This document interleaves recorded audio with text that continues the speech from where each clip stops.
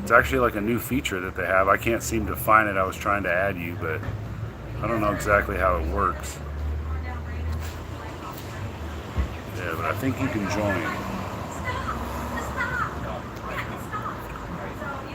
I know it won't let me get out of these effects. I don't want to see the reconnect. There we go. Go back. Yeah. But again, I'm gonna finish out the rest of the month strong. We got late lyrics on the 20th. We're gonna be at Kelly's Olympian for that. We got Figure Eight and Young Ned from Noise from the Void. They're gonna be on the 26th. I am gonna finish out strong with that, and then on the 29th is the family reunion at Hawthorne, or excuse me, at the Waypost. That'll be the last event that we cover for the foreseeable future. I even tried to charge people to do this, and a few people actually stepped up. I got one payment, and that was from Figure Eight and Ned from Noise from the Void. They gave me the $60 it takes to be on the program. And I think today, too, the gentlemen that are supposed to meet me here today agreed to pay me. He says he has my payment, too. So I'm excited to make a little. That's the most money I've ever made. $60 will quadruple the amount of money I've probably ever made doing this show. I had a few people grease my palms. I don't know if it's fair to bring their names up, but out of like 300, 400, I don't even know how many episodes now, over 800 people we've probably talked to. I've just had a couple people grease my palms for no reason, just on GP for what we're doing. But everybody else enjoys the show. We got a few monthly subscribers, people that pay $4.99 a month for a lot of months in a row to watch our program and enjoy the program. So I appreciate those people. I wish I knew. There's like 5 of them. Mindy, Dick Shanuno, myself. I think Liz, she just unsubscribed though. Liz unsubscribed. She probably won't do it no more. But so there's like 4 of us or something that subscribe to the $4.99 a month, which probably doesn't even put a dent in the amount of damn money I've spent on this show after 2 years. Gas, parking, lunches, gifts, weed, the time that we spend outside of the house, this water that was given to me, which I probably should have paid for because I don't like getting shit for free. But all that stuff adds up to $1 bazillion that I'll probably never see. It's not about the money.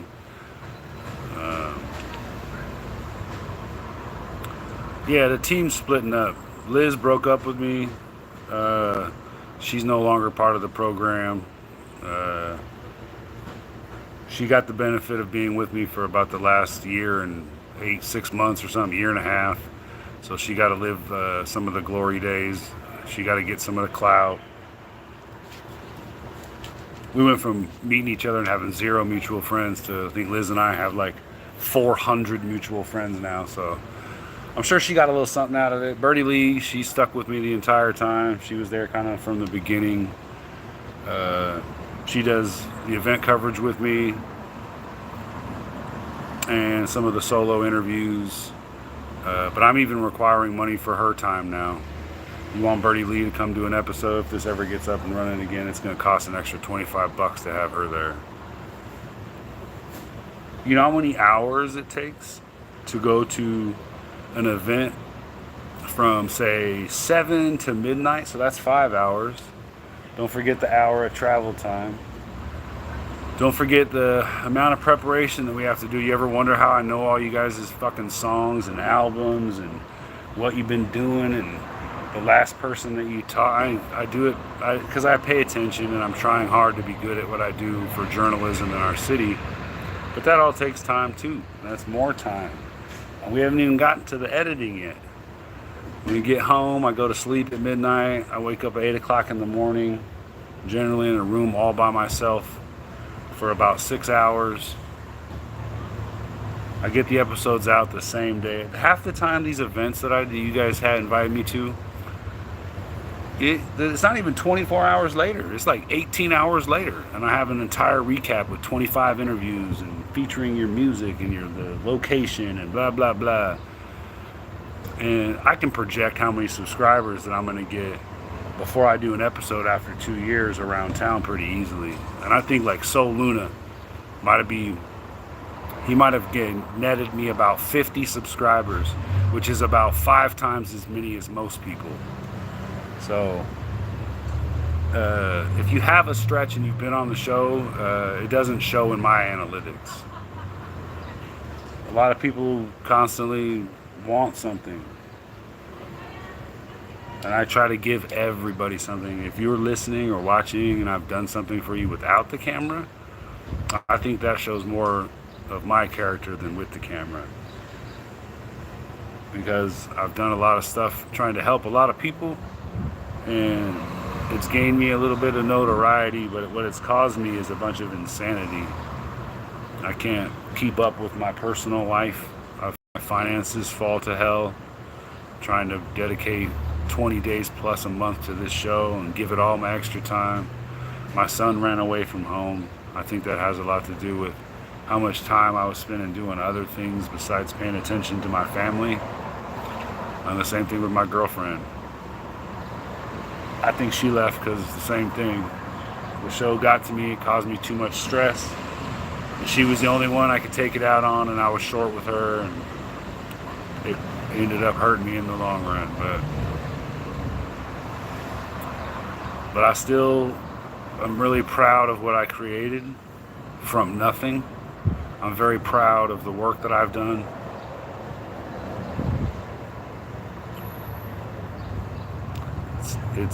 It's going to be hard to walk away from. It's going to be really hard to walk away from. But these little half-hour reminders like this, hour-long delays, and things like this is what adds up to the frustration of trying to be professional in a world where when you do things for free, I think people treat it like that. They treat it like it's free. And they treat it like it'll never end. And I've had a handful of very influential people over the last week or so reach out to me and thank me for my efforts.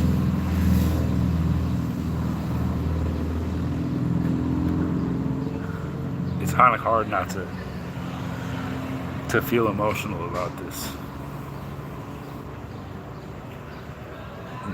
If you're not prepared to take bumps and blows and frustrations in life mixing up with what you're trying to do creatively, then don't start anything creatively. Especially if it requires other people and it requires other people participating in what you're doing. It can become extremely difficult. And appeasing other people's personalities, appeasing other people's schedules, wants and needs has become too much for me, and I can't do it anymore. I can't balance it. I can't. It's become out of control for me. So I'm gonna finish the month out strong. I'm gonna finish all the obligations that I agreed to with my program. As the team disbands, treat everybody with respect still. We all still love you, but it's just become an evil that I can't do anymore. I can't give anymore.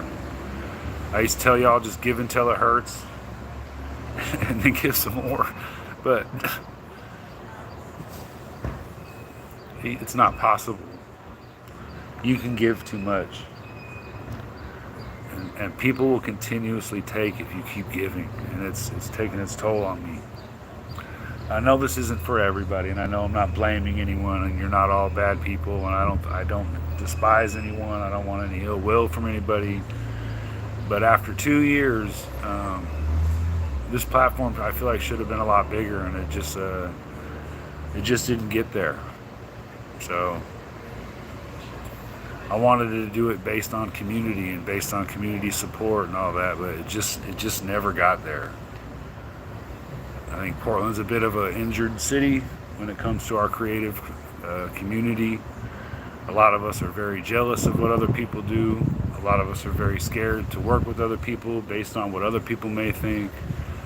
But if more of these neighborhoods and these people that think that they're running Portland would just get together and realize that we're all on the same team and we just need eyes on one or two of us or three of us to kind of move forward, that was what I was trying to do. I was trying to put eyes on everybody. I was trying to put eyes on as many people as I could, from struggling artists to Portland's best. And I fell short. I fell short.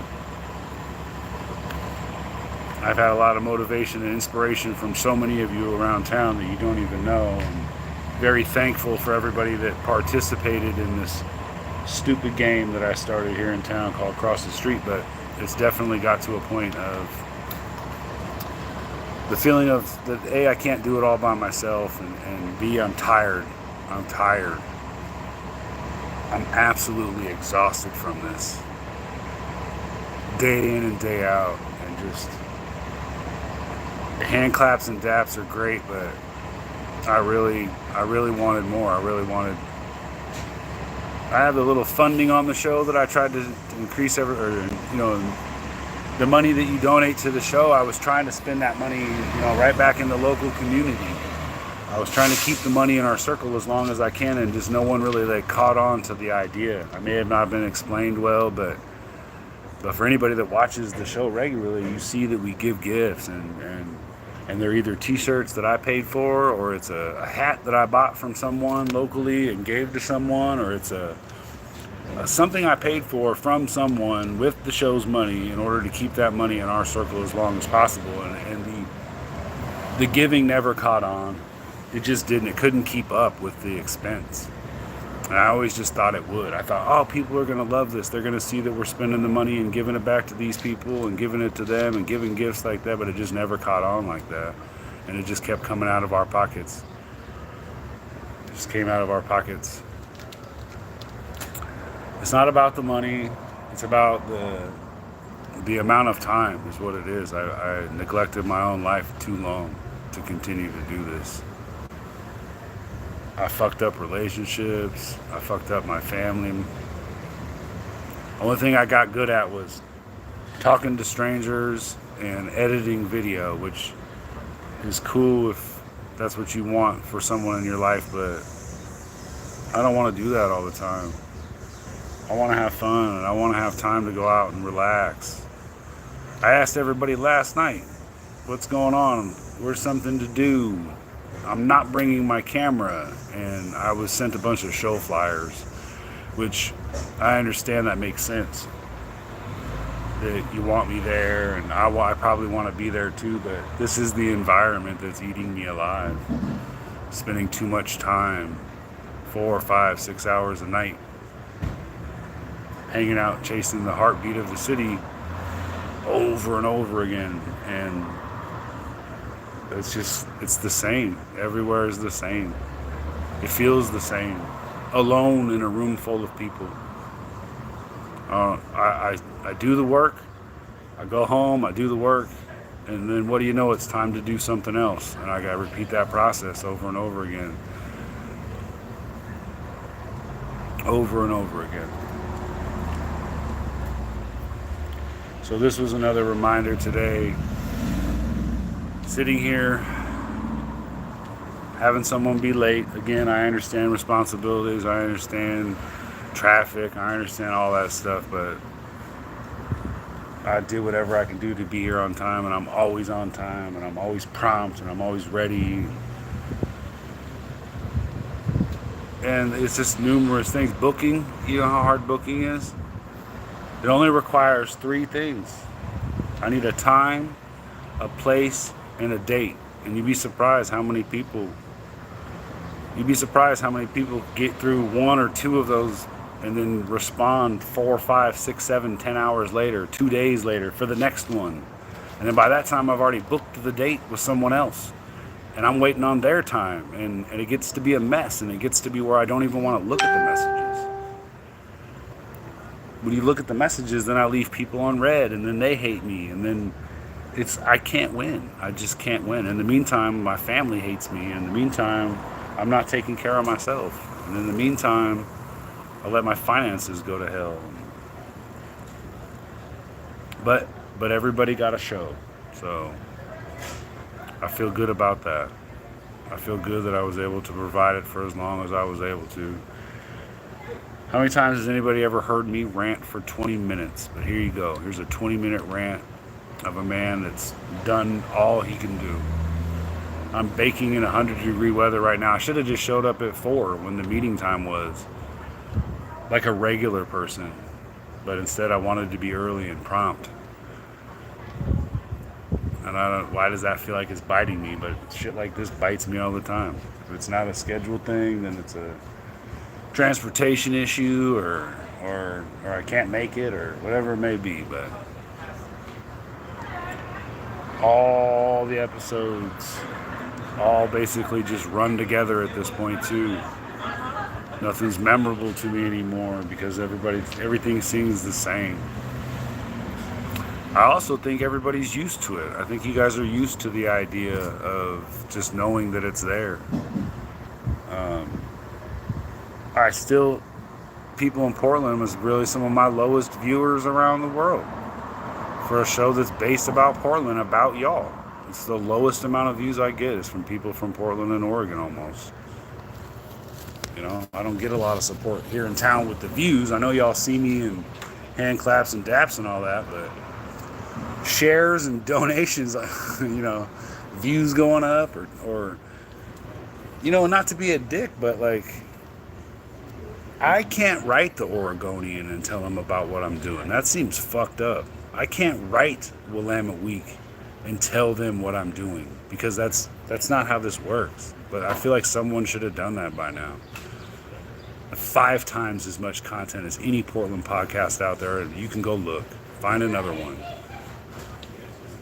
5 times as much. It's been that kind of 100% constant effort that it takes, though, to keep it up. To you know, okay. I'll see you there in a couple minutes. To keep busting out these episodes one after another like this, it takes guts, man. There's podcasts out there that drop 2 a month or something. 3 a month. Oh, let's get busy and do 4 a month. And I'm at like 15 or something. For 2 years. Non-stop for 2 years.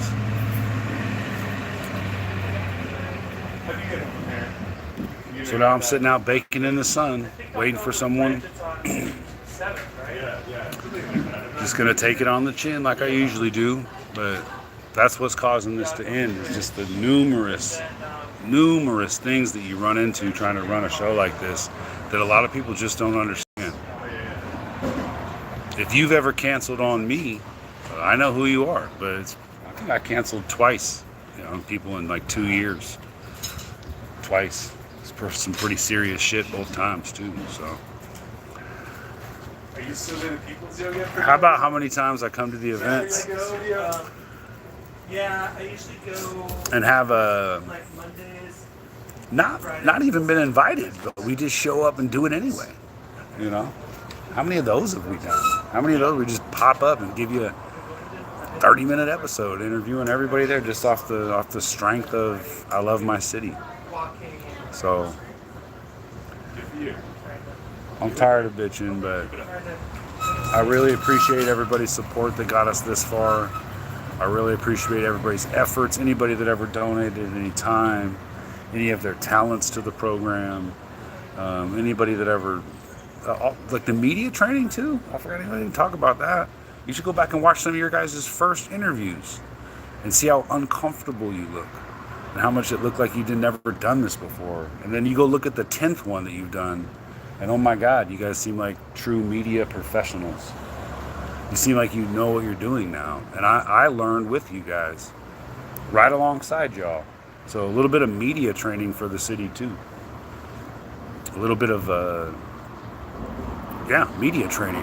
So, but I love y'all. Thank y'all so much. I wish it could keep going longer, but I don't have it in me no more. I'm done. I'm going to finish out this month strong. I plan on making a little goodbye. Oh my God. As I'm sitting here ranting about how much I fucking hate this show lately and how much it's hurt me. Holy shit. What's up, bro? Super Mario rolls up on me. Say what's up. Holy shit. I just came to check on my cars to see if nobody fucking hit it. No, his car is good. It's right in front of me. I've been watching it the whole time. But Holy shit, what's the whole world? I'll talk to y'all later. Cheers. What's up, bro?